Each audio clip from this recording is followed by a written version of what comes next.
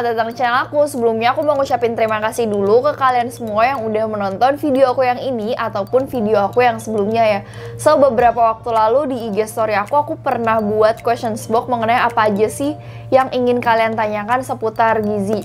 Dan di video kali ini aku akan menjawab pertanyaan-pertanyaan kalian dan mungkin aku akan bagi dalam beberapa part.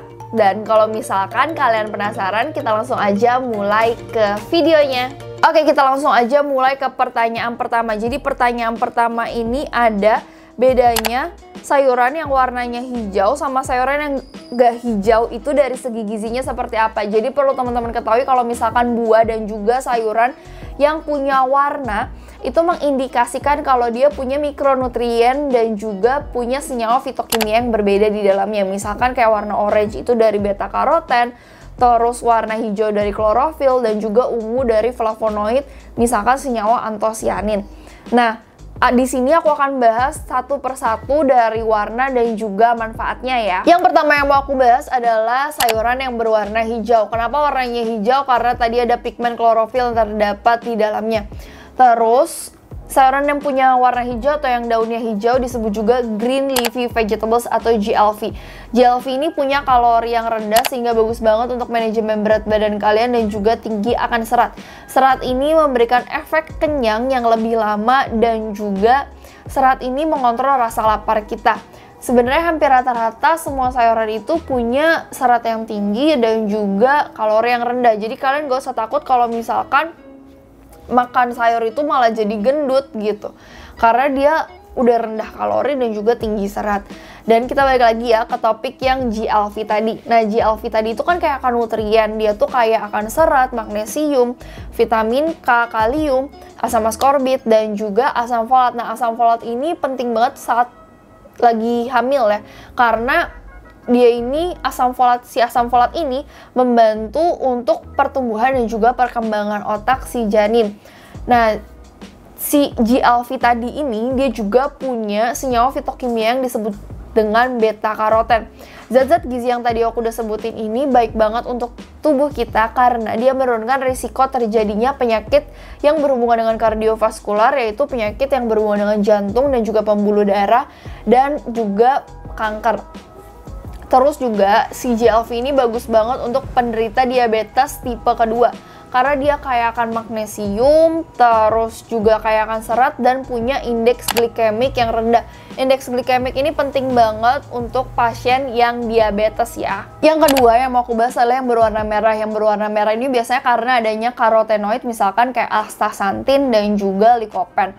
Likopen ini biasanya ada di tomat ya. Dan keduanya ini dia itu berfungsi sebagai antiinflamasi dan juga untuk imunitas kita. Jadi kalau antiinflamasi berarti kan ke antioksidan, berarti bagus banget untuk menurunkan risiko terjadinya kanker. Dia juga bisa menjaga kesehatan mata dan juga tulang. Yang ketiga yang mau aku bahas yang warnanya ungu atau biru. Jadi ungu dan biru ini didapatkan dari pigmen yang namanya flavonoid dan juga antosianin.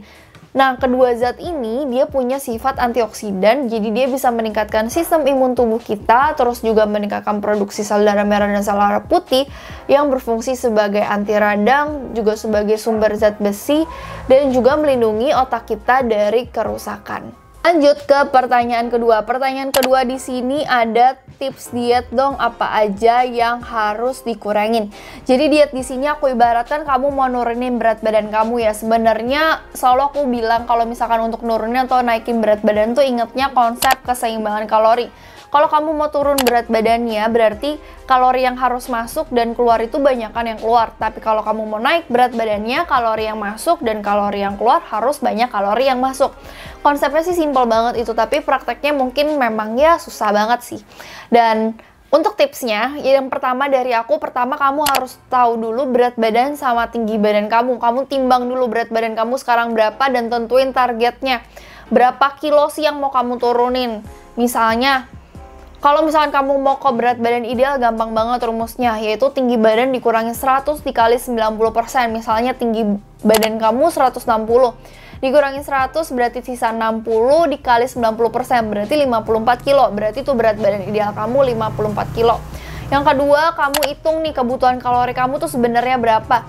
Ngitungnya nggak usah ribet-ribet, pakai aja aplikasi yang ada, kamu tinggal masukin nanti usia, jenis kelamin, aktivitas fisik kamu tuh seberapa banyak, misal kamu di kantor terus, atau kamu rajin olahraga atau gimana, itu nanti kamu tentuin sendiri, terus tinggi badan dan juga berat badan kamu. Kalau udah ketemu kebutuhan kalori kamu, kita masuk ke step yang ketiga. Step ketiga tuh kurangi 500 kalori dari kebutuhan kalori kamu.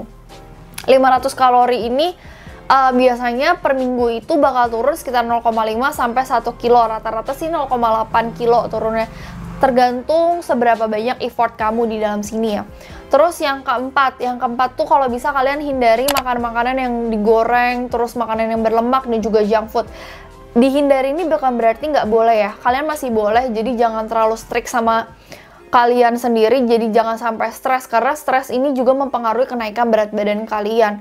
Jadi usahakan kalian diet itu happy, dan juga kalau misalkan memang mau nyicip nggak apa-apa, tapi dikit aja. Kalian harus ingat juga kalau misalkan kalian sedang dalam proses untuk menurunkan berat badan. Yang kelima yang mau aku tekanin adalah makan yang teratur. Makan yang teratur ini disarankan untuk kamu yang punya gangguan di pencernaan, dan juga kamu harus mengatur kadar gula darah kamu. Misalkan untuk kamu yang punya penyakit GERD ataupun punya diabetes. Nah, sebenarnya makanan teratur itu berhubungan juga dengan frekuensi makan. Frekuensi makan ini bedanya hanya di rasa lapar nanti yang akan kita alami. Jadi ada jurnal yang menyebutkan kalau frekuensi makan 3 kali sama 6 kali itu bedanya cuman di rasa lapar aja. Tapi yang mau aku tekenin dari hal ini yaitu kualitas makan kamu. Kamu mau frekuensi 3 kali, 5 kali, 6 kali itu terserah kamu. Asal kualitas makanan kamu oke. Kalau misalkan nggak oke, misalkan kamu selalu makan junk food di 6 kali makanan tersebut, kamu makan makanan yang tinggi kalori, ya sama aja. Kamu juga nggak akan turun kalorinya, karena kalori yang kamu makan itu melebihi dari kalori yang kamu keluarkan gitu. Jadinya otomatis kamu akan naik berat badannya. Yang keenam, merujuk pada tadi aku udah ngomong tentang kualitas makanan, jangan lupa untuk sertakan sayur dan buah di makanan kalian, karena sayur dan buah ini kan rendah kalori, jadi it's okay, aman untuk kalian yang sedang dalam proses untuk menurunkan berat badan, dan juga dia tinggi akan serat. Seratnya ini bagus banget untuk tubuh kita, karena yang pertama kan tahu sendiri serat memperlancar BAB. Terus juga serat ini memberikan efek kenyang yang lebih lama dan juga mengontrol rasa lapar kita. Jadi bagus banget untuk kalian yang mau menurunkan berat badan kalian. Yang ketujuh yang aku saranin adalah jangan lupa kalian untuk berolahraga. Mulai aja dari olahraga yang sederhana, misalkan kalian jalan kaki, terus lari. Dan kalau bisa sebenarnya sih aku saranin kalian menggunakan beban tubuh kalian sendiri atau menggunakan beban tambahan, karena itu bisa meningkatkan BMR atau basal metabolic rate. Basal metabolic rate ini adalah jumlah kalori yang dibutuhkan untuk kebutuhan vital kita, jadi untuk otak, untuk jantung.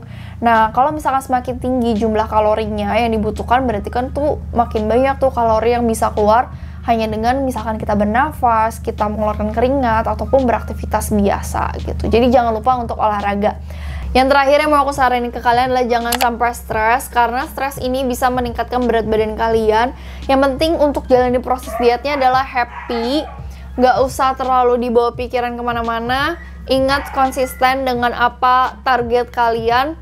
Dan kalau penurunan yang nggak terlalu signifikan, it's okay, karena memang penurunan yang dianjurkan cuma 0,5 sampai 1 kg aja per minggunya ya. Jadi kalau misalkan kalian cuma sebulan turun 3 kilo, ya it's okay, nggak apa-apa. Yang penting kan turun dan emang udah ada progresnya, serta kalian turun ini juga dengan cara yang tepat gitu. Lanjut ke pertanyaan yang ketiga. Jadi pertanyaan ketiga ini sebenarnya aku ditanya nih, aku ngerekomendasiin nggak sih untuk jadi seorang vegetarian?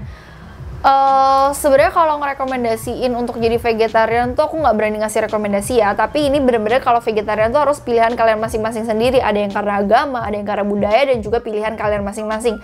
Jadi mau jadi vegan atau enggak itu terserah, bener-bener terserah kalian. Tapi di sini aku mau kasih tau kalau vegetarian tuh ada berbagai macam. Jadi ada yang vegetarian total atau vegan, itu dia nggak mengkonsumsi produk kayak daging, unggas, dan juga ikan, dan juga produk hewani lainnya, misalkan kayak telur, susu, gelatin, dan juga madu. Tapi madu ini ada yang bilang boleh, ada yang bilang juga nggak boleh. Dan juga ada yang kedua tuh ada lacto-ovo vegetarian. Lacto-ovo vegetarian ini dia boleh mengkonsumsi telur dan juga susu, tapi dia nggak mengkonsumsi produk daging, unggas, dan juga ikan. Terus yang ketiga ada yang namanya lacto-vegetarian. Lacto-vegetarian itu dia boleh mengkonsumsi produk dairy atau produk susu, tapi dia nggak mengkonsumsi daging, ikan, dan juga unggas. Yang keempat ada ovo-vegetarian. Ovo-vegetarian itu dia mengkonsumsi telur, tapi dia nggak mengkonsumsi kayak daging, ikan, unggas, dan juga susu. Ada juga semi atau partial vegetarian, jadi dia hanya mengkonsumsi kayak tertentu aja, kayak misalkan kayak pesco vegetarian. Pesco vegetarian itu dia boleh konsumsi ikan.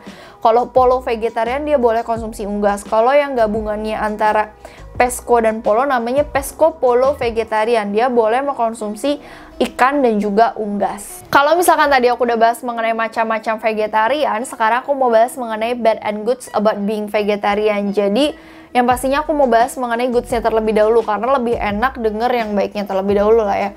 Jadi diet vegetarian ini overallnya dia tuh kaya akan serat, terus magnesium, vitamin C, vitamin E, terus kalium, karotenoid, dan juga plansterol. Plansterol ini bagus banget untuk kolesterol dan senyawa fitokimia lainnya. Diet vegetarian ini juga kaya akan antioksidan, jadi bagus banget untuk mencegah yang namanya stres oksidatif, dan bagus untuk menurunkan risiko terjadinya kanker dan juga aterosklerosis. Aterosklerosis itu istilahnya lah penyempitan pembuluh darah di jantung.